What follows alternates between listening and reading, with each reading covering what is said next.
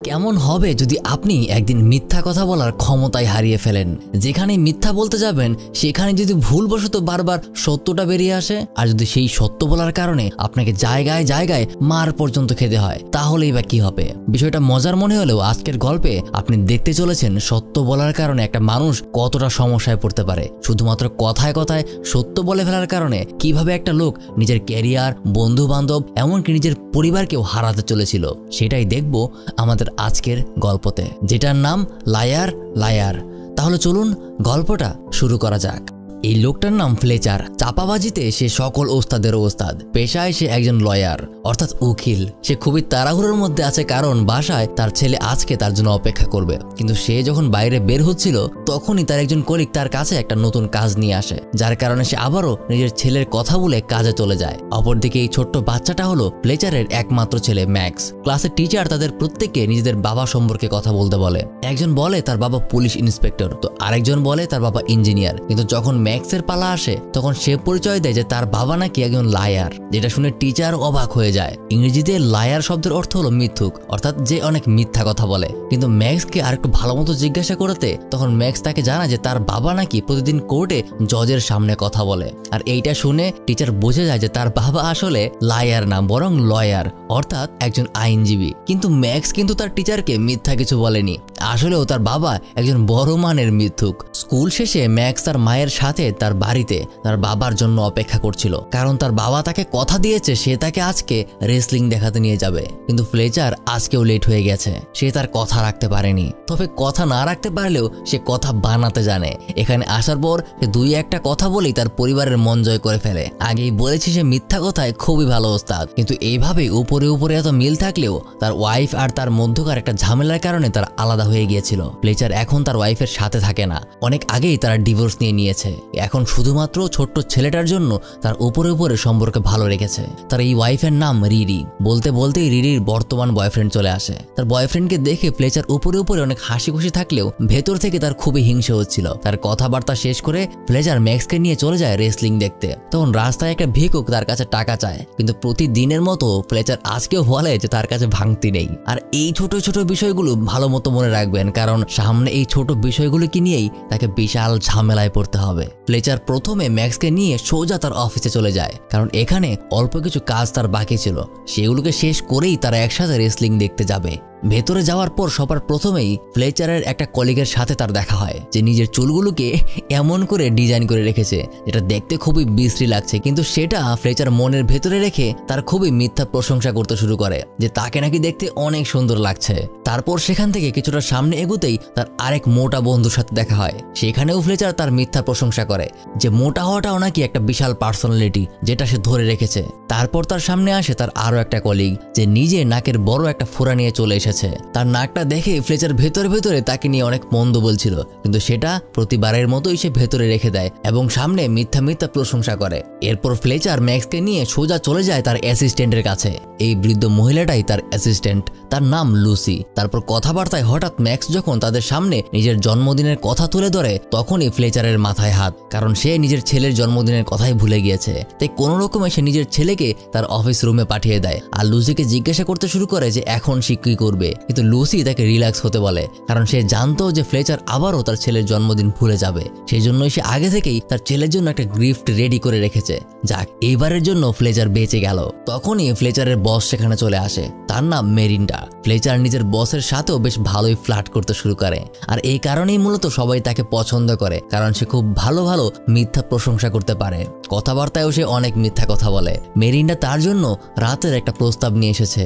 প্রথমে সে মনে করে হয়তোবা মেরিন্ডা তাকে ডেট করতে চায়, কিন্তু পরে সে বুঝতে পারে সে তার জন্য একটা কেস নিয়ে এসেছে। আজ রাতের মধ্যেই নাকি সেই কেস নিয়ে পুরো স্টাডি তাকে করতে হবে, যার কারণে সেখানে নিজের কাজ শেষ করে নিজের রুমে ফিরে আসার পর তার ছেলে ম্যাক্সকে সে বোঝায় যে তার কথা সে আজ রাখতে পারবে না, তাকে সে অন্য কোনো একদিন রেসলিং দেখাতে নিয়ে যাবে। সেজন্য ম্যাক্সের খুবই মন খারাপ হয়। এভাবেই কাজ করতে করতে তার সকাল হয়ে যায়। সকালে যখন ম্যাক্স তার বাবাকে খুঁজতে আসে তখন সে তার বাবাকে কাজ করতে দেখে। ঠিক তখনই ফ্লেচার তাকে জন্মদিনের উইশ করে আর বলে যে গতকাল রাতে নাকি তার পুরো গিফটের বক্স সে খেয়ে ফেলেছে। তার এই কথাবার্তাতে বোঝা যায় সে খুবই মজার মানুষ, কিন্তু তার একটাই দোষ, সে কখনোই নিজের কথা রাখতে পারে না, এমনকি কখনোই কাউকে সময়ও দিতে পারে না। যেমন গিফট হিসাবে বেসবল খেলার সরঞ্জামগুলি পেয়ে খুশি হলে যখন ম্যাক্স তার বাবাকে একসাথে খেলার কথা বলে, তখন তার বাবা বলে যে তার হাতে নাকি এখন সময় নেই, রাতের বেলা পার্টিতে একসাথে খেলবে, যার কারণে ম্যাক্সের আবারও মন খারাপ হয়ে যায়। কিছুক্ষণ পর ম্যাক্সের মা অর্থাৎ রিরি তার বয়ফ্রেন্ডকে নিয়ে ম্যাক্সকে রিসিভ করতে চলে আসে। এখানে দেখা যায় বাবা হয়ে ফ্লেচার তাকে গিফট দিয়ে যতটা খুশি করতে না পারলো, রিরির বয়ফ্রেন্ড ম্যাক্সের সাথে খেলবে, এতেই যেন সে অনেক বেশি খুশি। ফ্লেচার তাদেরকে বিদায় জানিয়ে সেখান থেকে চলে যায় তার নিজের কাজে। সেখানে আজকে তার নতুন আরেকটা ক্লায়েন্টের সাথে পরিচয় হয়। এই মহিলাটা নিজের স্বামীর সাথে চিটিং করেছে, নিজের হাজবেন্ড থাকাতেও অন্য আরো 7-8টা ছেলের সাথে সময় কাটিয়েছে। কিন্তু এই মহিলার হাজবেন্ডের সাথে দুটো সন্তানও আছে। এখন তার হাজবেন্ড দুটো সন্তানকে তার কাছে রেখে দিতে চায় আর তার বিরুদ্ধে মামলা করেছে। এখন এই মহিলাটাও নিজের হাজবেন্ড থেকে আলাদা হতে চায়, কিন্তু এখানে যদি সে কোনো রকমে নিজের হাজবেন্ডের দোষ দেখাতে পারে তাহলে সেটা মোটা অঙ্কের টাকা পাবে, না হলে কিছুই পাবে না। যেন সে কোনো রকমে দোষটা হাজবেন্ডের ঘাড়ে ফেলে দেয়। মহিলাটা প্রথম কোনো উকিলের উপরই ভরসা করতে পারছিল না, কিন্তু এই প্রথম ফ্লেচারের কথায় সে এতটাই আত্মবিশ্বাসী হয়ে ওঠে যে সে কনফার্ম করে দেয়। আর ফ্লেচারের বস মেরিন্ডা নিজেও তার প্রতি ইমপ্রেস হয় আর তার সাথে ঘনিষ্ঠ হতে শুরু করে। অপরদিকে বাড়িতে ম্যাক্সের জন্মদিনের পার্টির আয়োজন করা হয়, কিন্তু এখনো ফ্লেচারের কোনো খবর নেই। তখন রিরির বর্তমান বয়ফ্রেন্ড তাকে মানাতে শুরু করে। আসলে আজকে থেকে কিছুদিন আগেও রিরির বয়ফ্রেন্ড তাকে একটা ডিনারে নিয়ে গিয়েছিল আর সেখানে এসে তাকে বিয়ের প্রপোজ করেছিল, কিন্তু সেই দিন রিরি কিছুই বলেনি।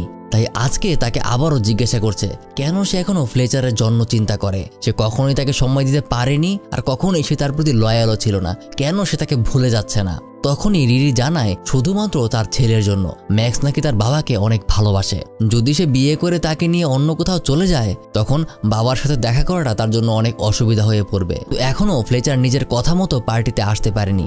রিরি যখন তাকে কল করে তখন দেখা যায় সে নিজের বস মেরিন্ডার সাথে খুবই অন্তরঙ্গ সময় পার করার প্রস্তুতি নিচ্ছে, কিন্তু সে রিরিকে জানিয়ে দেয় যে তার নাকি একটা আর্জেন্ট কাজ এসে পড়েছে। এই বলেই সে ফোনটা রেখে দেয়। আর এদিকে ফ্লেচার আসবে না বলে ম্যাক্স কিছুতেই তার কেক কাটতে রাজি হচ্ছিল না। তার মা তাকে অনেক বোঝায়, তাকে বলে যে আজকের কেকটা দ্রুত কেটে ফেলতে, আজকের দিনে নাকি স্রষ্টা তার একটা উইশ পূরণ করবে, সেই জন্য উইশটা করে কেকটা কেটে ফেলে। এটা শুনেই ম্যাক্স উইশ করে যেন তার বাবা।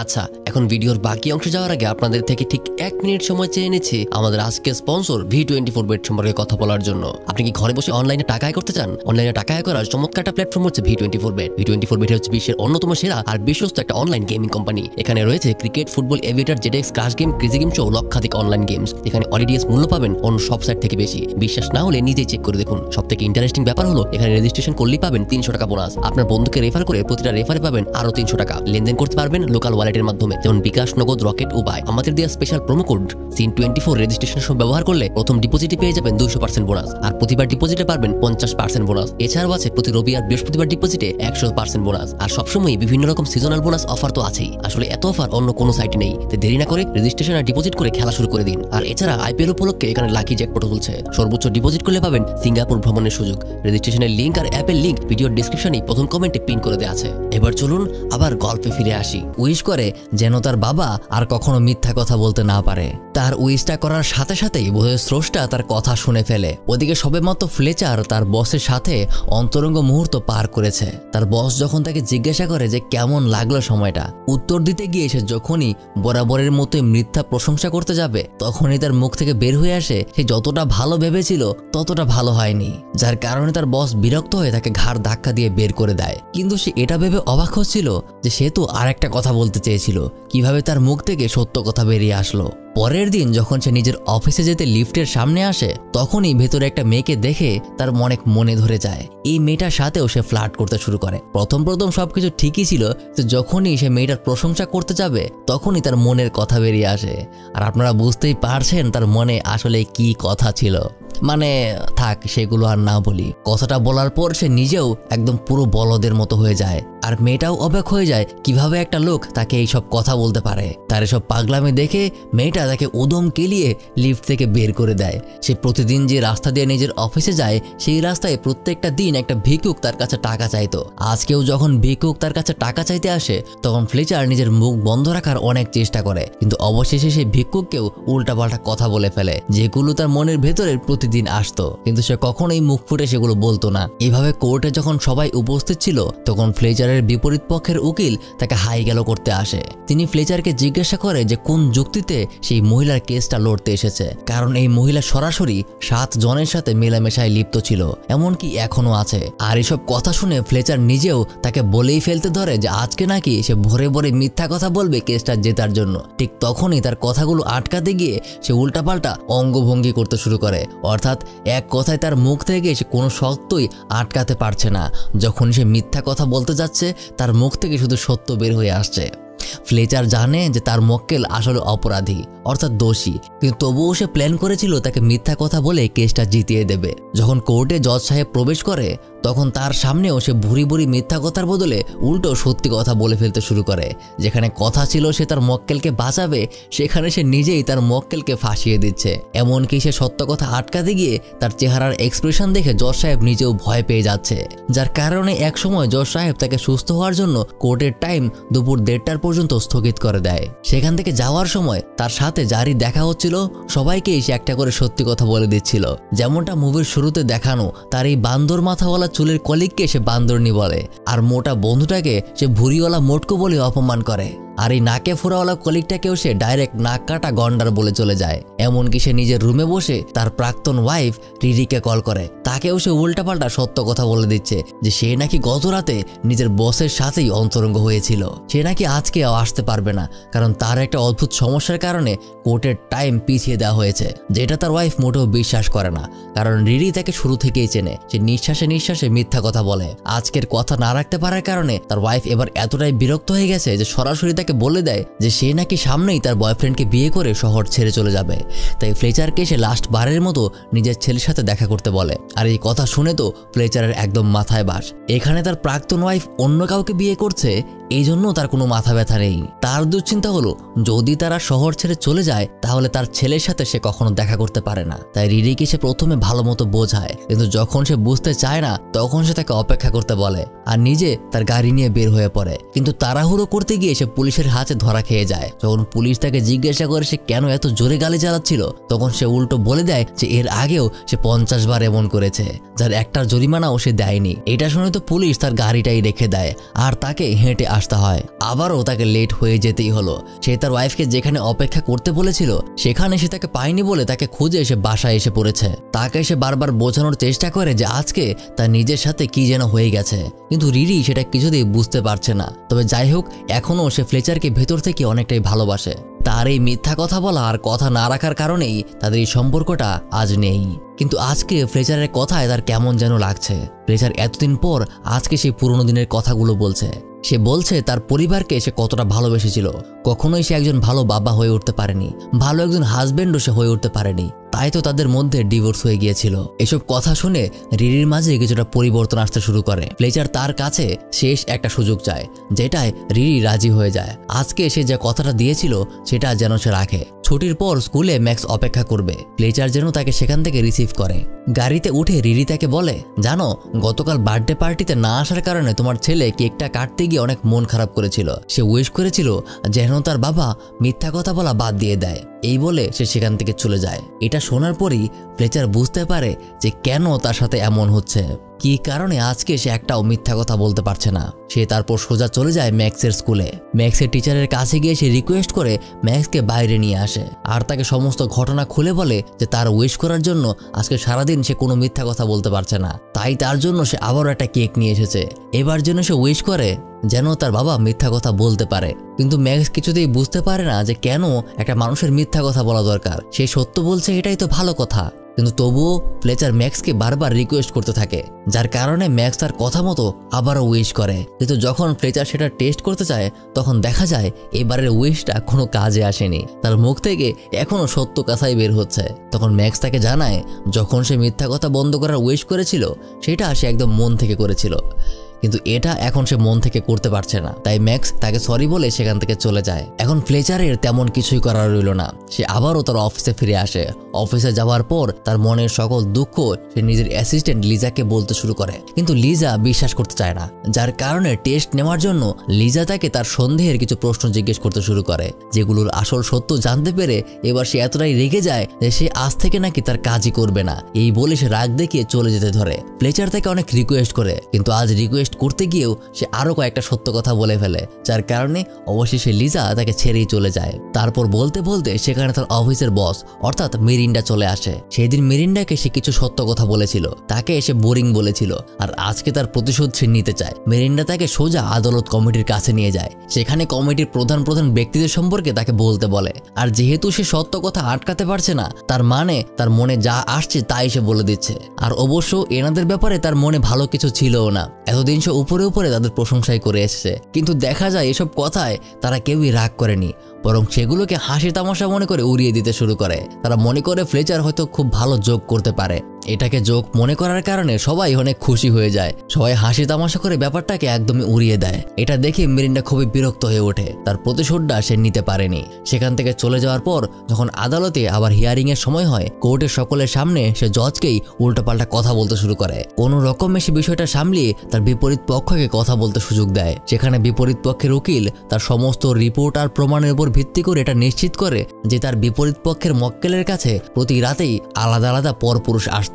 এমনকি তার হাজব্যান্ড এক সুযোগে সেখানে একটা রেকর্ডারও অন করে রেখেছিল, যেটা যখন আদালতে প্লে করা হয় সেখানকার রেকর্ডিং শুনে বোঝাই যায় যে অপরিচিত ব্যক্তিদের সাথে অভিযুক্ত মহিলা নিয়মিত ইন্টিমেট হতো। এটা শোনার পর জজ যখন ফ্লেচারকে বিষয়টা নিয়ে জিজ্ঞাসা করে তখন সে কিছুই বলতে পারে না, কারণ তার মুখ থেকে সত্য কথা বের হয়ে আসবে। যার কারণে আদালতের কাছে সে টয়লেটে যাওয়ার অনুমতি নিয়ে টয়লেটে চলে যায়। আর সেখানে গিয়ে সে পাগলের মতো করতে শুরু করে। সে নিজে নিজেই ওখান থেকে ওখানে ঝাঁপিয়ে পড়তে শুরু করে যেন সে কিছুটা আহত হয়। সে প্ল্যান করছিল এভাবে আহত হওয়ার পরে হয়তো আদালত থেকে সে আরো কিছুটা সময় পাবে। সে তার প্ল্যান মতোই নিজেকে খুব বাজেভাবে জখম করে ফেলে। আর এই অবস্থায় যখন তাকে কোর্টে নিয়ে আসা হয় তখন জজ সাহেব জিজ্ঞাসা করে যে এটা কিভাবে হলো, কে করেছে। তখন আবারও সত্য কথাটা বলতেই যাবে তখনই তার মাথায় একটা বুদ্ধি চলে আসে। কে করেছে এই কথাটা সরাসরি সে না বলে সে নিজের বিবরণ দিতে শুরু করে যে আমার নাক থেকে রক্ত বের হচ্ছে, আমার মাথা ফেটে গেছে, এসব উল্টাপাল্টা কথা বলতে শুরু করে, যেগুলো অবশ্যই সত্য কথা। এগুলো শুনে জজ সাহেব কোর্টটাকে আজকের জন্য স্থগিত করার সিদ্ধান্ত নেয়। তবে তার আগে সে জিজ্ঞাসা করে যদি আপনি মনে করেন এই কেসটা আপনি চালিয়ে যেতে পারবেন তাহলে আজকেই আমরা কেসটা শেষ করতে পারি। আর এখানে এসে ফেসে যায়, কারণ সে তো জানে তার কিছুই হয়নি, সে কেসটা চালিয়ে নিতে পারবে। আর মিথ্যা কথা সে বলতে পারে না, তাই তাকে হ্যাঁ করেই দিতে হয়, যার কারণে তার কেসটা আবারও চলতে শুরু করে। এবার কোর্ট আধা ঘন্টার জন্য একটা ব্রেক দেয়। ফ্লেচার বাইরে বের হয়ে তার ছেলেকে কল করে আর তাকে সে কথা দেয় 2 ঘন্টার ভেতরেই তার সাথে সে দেখা করবে আর তারা একসাথে খেলতে যাবে, কারণ সে তার ওয়াইফকে কথা দিয়েছিল যে সে সময় মতো বাড়িতে আসবে। তখন ফ্লেচারের সাথে তার মক্কেল দেখা করতে আসে।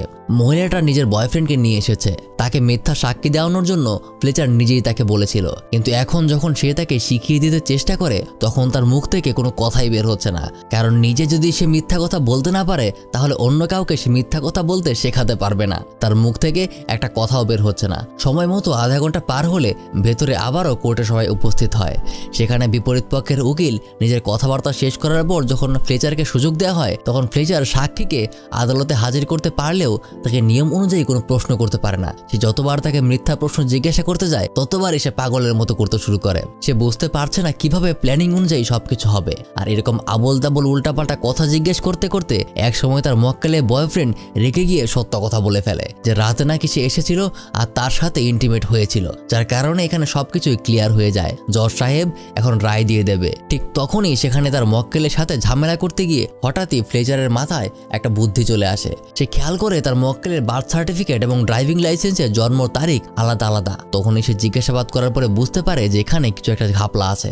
জজ সাহেবকে সে রিকোয়েস্ট করে তাকে একটু সময় দেওয়ার জন্য। তখন তার মক্কেলকে যখন কোর্টে তুলে সে জিজ্ঞাসা করে তখনই বের হয়ে আসে সত্য কথা যে সে নাকি বিয়ে করার জন্য জন্ম নিবন্ধনের একটা জাল কপি তৈরি করেছিল, যেখানে তার বয়সটা বাড়িয়ে দেওয়া হয়েছিল, অর্থাৎ আইনি ব্যবস্থা অনুযায়ী নাবালিকা অবস্থায় তার বিয়ে হয়েছিল, যার কারণে এই বিয়েটাই আইনগতভাবে কোনো স্বীকৃত বিয়ে নয়। আর এতে করে হাজব্যান্ডের সাথে তার আইনি কোনো সম্পর্ক নেই, অর্থাৎ তার হাজব্যান্ডের এতে হস্তক্ষেপ করার কোনো অধিকারই নেই। যেহেতু আইনগত তাদের বিয়েটাই হয়নি তাই হাজব্যান্ডের কোনো অধিকারই নেই তার ব্যক্তিগত জীবনে হস্তক্ষেপ করার, কারণ আইনগতভাবে তো সে তার হাজবেন্ডই না। আর এই কথাটা শোনার পর কোর্টের হাতে আর কিছুই করার থাকে না, তার কথায়ও যুক্তি আছে, এমনকি লিগালিও প্রমাণ হয়ে গেছে, যার কারণে অবিশ্বাস্য রকমভাবেই একদম শেষ মুহূর্তে সত্য কথা বলেই সে তার কেসটা জিতে ফেলে। কিন্তু সে তো জানতো যে এই মক্কেল একজন ভালো মহিলা না, সে তার হাজবেন্ডের সাথে আসলেই চিটিং করেছে। এমনকি তার 2 বাচ্চাও তার মায়ের থেকে তার বাবাকে বেশি ভালোবাসে। তারা তাদের মায়ের সাথে থাকতে চায় না, কিন্তু এখানে জোর করে তাদেরকে তার মায়ের কাছেই পাঠিয়ে দেওয়া হচ্ছে, কারণ এখানে আসল অপরাধী বানানো হচ্ছে বাবাকে, আর যেখানে বাবা ভালো মানুষ। এই বিষয়টা ভাবতে ভাবতেই ফ্লেচারের মনে ব্যাপারটা খুব বাজেভাবে আঘাত করে, কারণ তার মনে পড়ে যায় তার নিজের ছেলের কথা। এটা ভেবে সে কিছুতেই নিজের মনকে মানাতে পারছে না। সে কখনোই ছোট ছোট 2টা বাচ্চাকে এভাবে কষ্ট পেতে দেখতে পারবে না। তাই সে আবার জজ সাহেবের কাছে অনুরোধ করতে শুরু করে যেন তাকে আরেকটু সময় দেওয়া হয়, কিন্তু জজ সাহেবের কথা এখানে আর কিছুই করার নেই, যার কারণে একটা সময় ফ্লেচারের মাথা গরম হয়ে যায়। সে এমনিতেও আজকে সারাদিন অনেক ভোগান্তি পার করেছে, কিন্তু অবশেষে যখন সে বুঝতে পেরেছে যে মিথ্যা কখনোই কোনো কিছুর কল্যাণ করতে পারে না, তাই এবার জজ সাহেব মানছে না দেখে তার সাথে সে বেয়াদবি করতে শুরু করে, যার কারণে তাকে ভরা আদালতে এরকম বেয়াদবির জন্য ধরে নিয়ে যাওয়া হয়। ভেতরে গিয়ে সে তার প্রাক্তন স্ত্রীকে কল করে, তাকে সে বোঝাতে শুরু করে, বিশ্বাস করো আমাকে পুলিশে ধরে নিয়ে যাচ্ছে, আমি এখন আসতে পারছি না, তুমি দয়া করে $1000 ফাইন দিয়ে আমাকে মুক্ত করো। কিন্তু রিরি আর তাকে বিশ্বাস করতে চায় না। এতকাল সে তাকে মিথ্যা কথা বলেছে, ভাবছে যে এখনো হয়তো মিথ্যা কথাই বলছে, আসতে পারেনি বলে এমন একটা বাহানা দিচ্ছে, যার কারণে শেষ বিদায় জানিয়ে সে তাকে ব্যঙ্গ করতে শুরু করে। এসব কথা বলতে বলতেই ফ্লেচারের সময় শেষ হয়ে যায় আর তাকে ভেতরে টেনে নিয়ে যাওয়া হয়। তারপরেই তার অ্যাসিস্ট্যান্ট তাকে মুক্ত করতে আসে।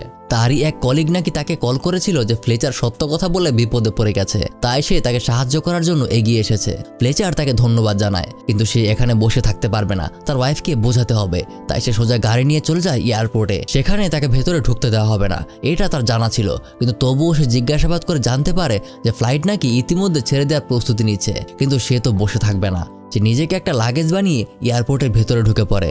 সেখানে সে সোজা রানওয়েতে পৌঁছে যায় আর দেখতে পায় প্লেন ছেড়ে দিয়েছে, কিন্তু তাকে কিছু একটা করতেই হবে। তাই সে সোজা প্লেনে ওঠার যে সিঁড়ি, সেই সিঁড়িটাকে চুরি করে নিয়ে চলে যায় চলন্ত প্লেনের দিকে।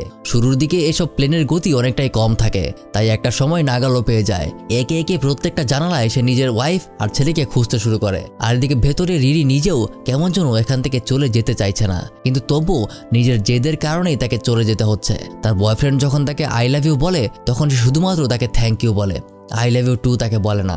অর্থাৎ বোঝা যায় তার মধ্যে ফ্লেচারের প্রতি এখনো একটা টান আছে। শুধুমাত্র তার ব্যবহারের কারণে বিরক্ত হয়ে সে তার কাছ থেকে দূরে চলে যেতে চাইছে। কিন্তু তার বয়ফ্রেন্ড যখন হঠাৎ জানালা দিয়ে তাকায়, তখনই সে ফ্লেচারকে দেখে। বাকিরাও এটা দেখে খুবই অবাক হয়ে যায়। তারা মনে করে হয়তোবা সে বিদায় জানাতে এসেছে, কিন্তু সে তো আসল বিদায় জানাতে আসেনি, সে তাদেরকে আটকাতে এসেছে। একটা সময় প্লেন থামানোর জন্য সে নিজের গতি বাড়িয়ে দেয় আর একদম গিয়ে পাইলটের সামনের চেম্বারে নিজের জুতা খুলে মারে, যার কারণে প্লেনে কোনো সমস্যা হয়েছে নাকি এটা মনে করে পাইলট প্লেন থামাতে শুরু করে। কিন্তু প্লেন থেমে গেলে কি হবে, ফ্লেচার যেই সিঁড়িতে করে যাচ্ছিল সে সেটা ব্রেক মারতে ভুলে যায়, যার কারণে একসময় ব্রেক ফেল হয়ে ফ্লেচার লাগেজের সামনে গিয়ে হুড়মুড়িয়ে পড়ে। রাতের বেলায় পুলিশ এসে জিজ্ঞাসাবাদ করে জানতে পারে যে সে নাকি মানসিকভাবে কিছুটা ভারসাম্যহীন, কারণ আজকে সারাদিন সে পাগলের মতো ব্যবহার করেছে। সেখানে কিছুক্ষণের মধ্যেই রিরি আর ম্যাক্সও চলে আসে, আর সাথে তার বয়ফ্রেন্ড। কিন্তু আজই প্রথম ফ্লেচার নিজের মন থেকে কথা বলছে, সে তাদেরকে কতটা ভালোবাসে সেটা সে তাদেরকে আবারও জানায়। আজকে সে সারাদিন কোনো একটা মিথ্যা কথাও বলতে পারেনি। ম্যাক্সের উইশ পূরণ হয়েছে। সে তাদেরকে সরাসরি বলে পৃথিবীর সবকিছু থেকে সে তাদের দুজনকে অনেক ভালোবাসে। এই কথাগুলি শুনে রিরি নিজের ডিসিশন পরিবর্তন করতে শুরু করে। এমনকি ম্যাক্স নিজেও তার মাকে বোঝায় যে সে মিথ্যা কথা আর বলতে পারে না, কারণ তার উইশ পূরণ হয়ে গেছে। অবশেষে ম্যাক্স তার মাকে জিজ্ঞাসা করে আমাদের কি শহর ছেড়ে চলে যেতেই হবে এখন? ঠিক তখনই রিরির বয়ফ্রেন্ড এগিয়ে আসে আর জানায় না বাবা, তোমাদের যেতে হবে না। অর্থাৎ সে নিজে থেকেই তার পরিবারকে আবার মিলিয়ে দেয়। আর মাঝখান দিয়ে ফ্লেচার বুঝতে পেরেছে যে সত্যের জোর কতটা। তারপর একটা বছর পার হয়ে যায়, তারা আবারও সুখে শান্তিতে থাকতে শুরু করে। মাঝখান দিয়ে ফ্লেচার আবারও মিথ্যা কথা বলতে শুরু করেছিল, কিন্তু সেটা শুধুমাত্র অনেক বেশি দরকার হলে। সে এখন নিজের পরিবারকে সময় দিতে পারে, এমনকি সবকিছুর ভারসাম্য রেখেই চলে। অর্থাৎ তারা পুনরায় একটা হ্যাপি ফ্যামিলিতে পরিণত হয়েছে। আর এখানেই শেষ হয়ে যায় আজকের সিনেমার গল্প। আসলেও মিথ্যা এমন একটা জিনিস যেটা আপনাকে সাময়িকভাবে বাঁচাতে পারবে। হয়তোবা একটা মিথ্যা কথা বলার কারণে আপনার সামনের মানুষটা অনেক ইমপ্রেস হবে, অনেক খুশি হবে, কিন্তু যার শুরুটাই মিথ্যা কথা দিয়ে সেটা কখনোই টিকে থাকে না। যাই হোক, এমন আরেকটা মজার ভিডিও দেখার জন্য ডান পাশের এই ভিডিওটাতে ক্লিক করতে পারেন। দেখা হবে পরের ভিডিওতে।